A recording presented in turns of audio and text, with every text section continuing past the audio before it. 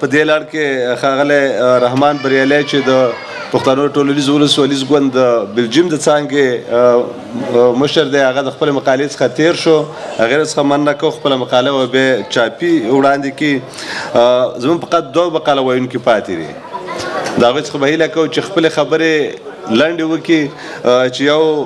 ښاغلی پوهنوال ډاکټر ناظر محمد سلطانزی زدران دی، هغې نه هیله کوو چې راشي خپلې خبرې وړاندې کړو، د هغې څخه وروسته یوه مقاله لنډې خبرې نور لرو، بیا زموږ د مقالو برخه پای ته رسېږي. د لوی څښتن په نامه ګرانو مېلمنو، اورېدونکو او ډېرو ګرانو خویندو، ډېره بښنه زه غواړم چې ما د 6 بجو باندې راغلی یم، ټول شیان هېر شوي دي. اوس مجبور یم چې لږ داسې په لنډ صورت سره یو شی ووایم. اول خو د پښتنو ټولنیز ولسوالیز ګوند څخه ډېره مننه کوم چې د قومي مبارزینو په یادغونډه کې خبرې ته اجازه راکړه.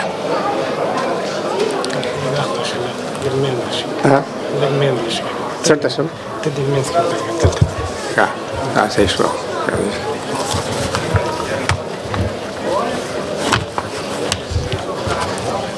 لیکوالان، شاعران، پوهان او قومي مشران لکه د یو قوم او ملت سترګې او یا څراغ دی.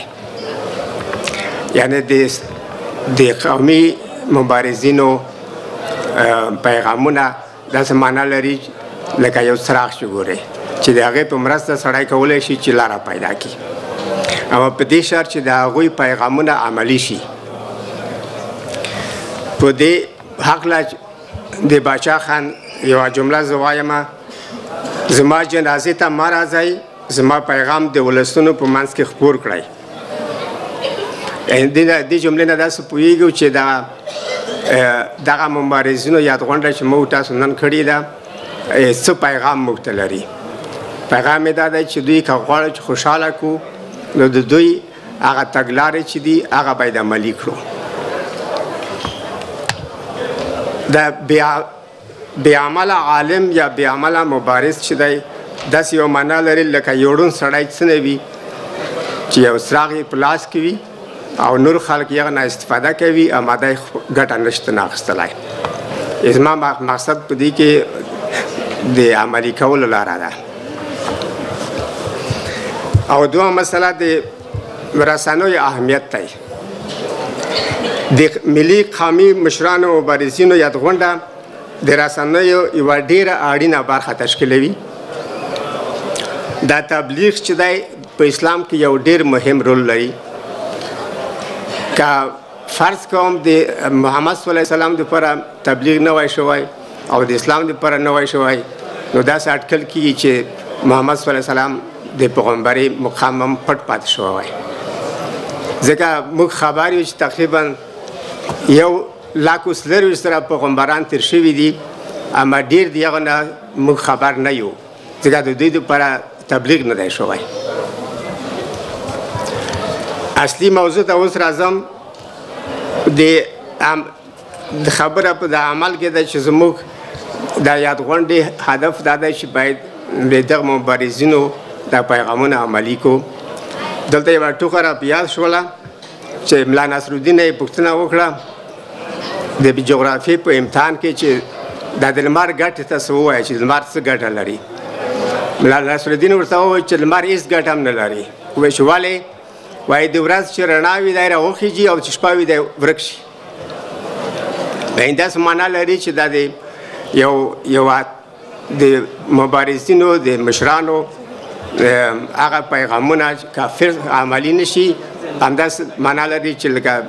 د لمر په شان دی چې ورک وي. او هغه څه چې زه نن غواړم هغه زما د ارواښاد ډاکټر کبیر ستوري په ما باندې حق لري چې په دې پرتمینه یادغونډه کې د هغه په هکله خبرې وکړم. او علت یې شی دی چې د ارواښاد سره زه لاندې شریکې نقطې لرم. اول دا چې رحمان بابا په لیسه کې موږ دواړه یو ځای اوس تر شوي یو. په هغه د چا خبره چې موږ په یوه دسترخوان باندې ډوډۍ خوړلې ده او دومره خبره دا ده چې خدای هم د پښتو ژبې او د پښتنو په اساس باندې وښایو په فزیکي ډول باندې 18 میاشتې بندي شولو او زما هم داسې یو سرنوشت و چې د ساینس په پوهنځي کې زه استاد وم 6 کاله او په روحي لحاظ باندې زه هلته بندي شوم یعنې څه معنا په روحي لحاظ باندې داسې معنا لري چې ما ته اجازه را نه کړله شوه چې زه په پښتو ژبه لیکچرونه ورکړم او دا مسله باندې ډېر مظاهره وشوله او خلکو ویل چې دغه استاد چې جرمني نه راغلی دی دا په پاکستاني ژبه باندې درس ورکوي خو قصه یې اوږده ده بالاخره د مرکزي کمیټې نه فیصله وشوه چې دغه ته د یو استاد ترجمان پیدا شي نو په دې لحاظ د 1980 نه تر 1980 پورې ما خپل درس په لیکچر پښتو ورکولو لیکن په فارسي باندې ترجمه کېدل دا یو مثال دی هغه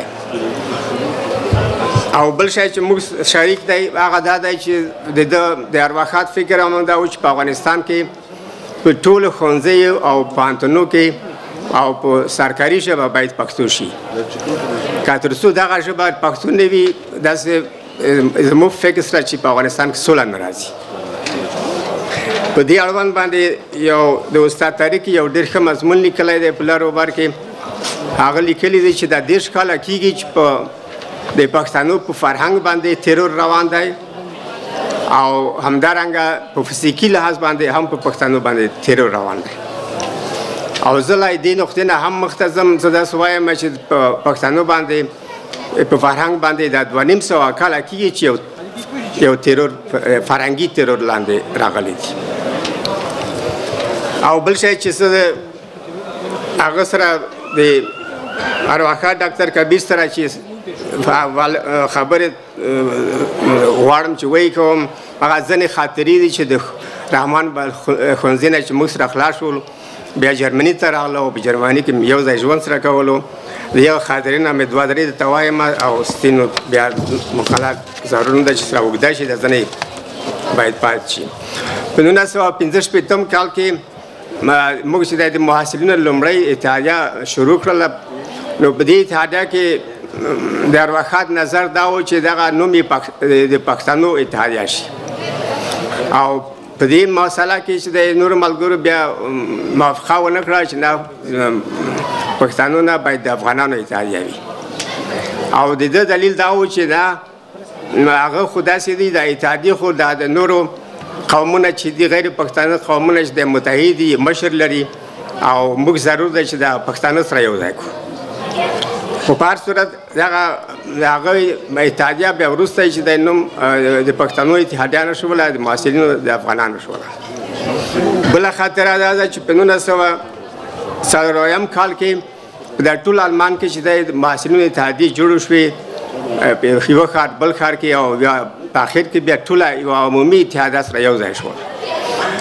په دې ځای کې چې د هر چا چې خبرې کولې هغه خبرې فارسی وي او ارواښاد ډاکټر کبیر ستوری اول سړی و چې په دغه مجلس کې پښتو شروع وکړي او دغه مجلس کې بیا ټول دغه غیر پښتانه چې وو دغه ونه منله وایي دغه پاکستانی راغلی دی او ډېر شور ماشور یې وکولو نږدې جنګ ته خبره راغلې وه اما ده تر اخره پورې دوام ورکړ خپلې ژبې ته او داسې ورته ووایي چې زه دغه نه پاکستانی ژبه ده او تاسو پاکستان نوم باید غلط دی پاکستان نوم دا دی چې دا د پښتنو په خاوره جوړ شوی دی اصل پاکستان شته نه هیڅ او بله یې دا ورته ووایي چې زه د احمدشاه بابا په ژبه خبرې کوم او هغه ژبه ده چې د لر او بر اکثریت چې دی پښتانه دي هغه په ژبه خبرې کوم خو دا ځینې خاطرې وي چې د خپل هغه ځوانۍ وخت کې مثال ده هغه خپله نظر یې ثابت ساتلی و او بل دغه ده چې یو بله خاطره دا ده چې یو المانی ژبپوه یا فیلولوګ یې یو د قصه کوله وایي یو وخت ریل کې سره روان و یو سړی ناست و ما د پښتو اخبار لوستلو او په دې وخت کې د پوښتنه وکوله چې دا کومه ژبه ده چې ما ورته چې پښتو ژبه ده بیا یو فیلولوګ پوښتنه وکړه چې دغه څه قسم ژبه ده وایي دا د افغانستان یوه ژبه ده وایي افغانستان ژبه خو دري ژبه ده وایي ما ورته وویل چې هغه ژبه هم شته ده وایي ته څوک یې وایي چې زه پښتون یم وایي چې ښه ته د اقلیت لکه چې وایي نه زه د اقلیت نه یم زه د اکثریت پښتانه دي وایي نو دغه ژبه باندې ولې دا خبرې نه کېږي ښه وایي چې ته اکثریت قوم نه هم یې او په افغانستان کې د پښتو ژبه نشته او بل یې وایي چې ښه زه پوه شوم چې تاسو بادشاه چې دی دغه هم فارسیوان دی یا بل غیر پښتون دی وایي نه بادشاه هم پښتون دی وایي ښه وایي ښه نو دا څنګه کیدای شي چې هم پادشاه پښتون وي هم داسې اکثریت پښتانه یې نو ولې په افغانستان کې د پښتو ژبه نشته ده او دا فیلولوګ و چې زه به دا اوس ولیکم دا زما دپاره یو بل نوی تاریخ دی اوس دا یو ښه بل مثال و او بل چې د ارواښاد د پښتو ژبې سره یې دومره مینه لرله چې مثال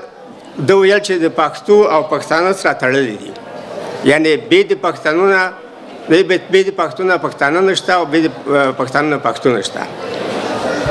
او همیش به دا ویل په قرآن شریف کې یو هغه راغلی لا تنس نصیبک من دنیا یعنې هغه برخه چې خدای تعالی په دې دنیا کې تاسو درکړې ده هغه مه هېروئ یعنې ژبه د خدای تعالی یو انسان ته ورکړې ده او د دې نه باید استفاده وکړي او دغه داسې معنا لري چې موږ که په خپله مورنۍ ژبه ونه غږېږو دا معنا لري چې موږ مورنۍ مور چې راباندې ګرانه نه وي ځکه دا د مور ژبه ده د پلار ژبه نه ده یعنې مورنۍ ژبه او بل دا چې په قرآن شریف کې دا هم راغلی چې انسان ته مې یوه ټوټه غوښه ورکړې ده چې په ټولو ژبو باندې غږېدلی شي یعنې خپله آدم علیه السلام چې دی 250 ژبې غږېدلو یعنې داسې معنا لري چې د خپلې ژبې نه دفاع کول نه دفاع کول یوه ګناه ده تقریبا او بیا هغه چې ارواښاد ډاکټر کبیر ستوری په خپل هغه کې یو کتاب کې لیکي سیاسي واکمن که پښتانه شي پښتو کاندي د سرکار ژبه هم د ښوونځی هم د دفتر هم د خپل کار ژبه بیا به پوهان او عامیان هیڅ کړي ضرورت د پښتو به شي بیا د پوهنې تجارت او د روزګار ژبه ما اول کتاب چې ولیکلو د عنوان یې و سرطان او د چاپریال رادیو اکټیویټي په هماغه کې مې د ارواښاد لاندې شعر لیکلی دی که زما ستوري په قبر چېرته راشي په پښتو راته دعا کړه پرې مین یم مقصد دا و چې زما او ده په منځ کې ډېر نږدېوالی موجود و او ما دا لازمه وګڼله چې د په ویاړ باندې د غونډه کې زه به یې څه خبرې وکړم